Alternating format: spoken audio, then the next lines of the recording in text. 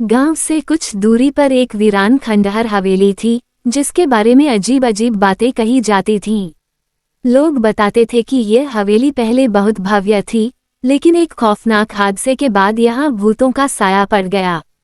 गांव वाले दिन में भी इस हवेली के पास जाने से डरते थे। हवेली के पास से गुजरने वाले कई लोगों ने वहां अजीब रोशनी, डरावनी आवाजें और अज्ञात परछाइयां देखने का दावा किया था। कहते हैं कि सालों पहले इस हवेली में राजा विक्रम सिंह अपनी पत्नी और बेटी के साथ रहते थे।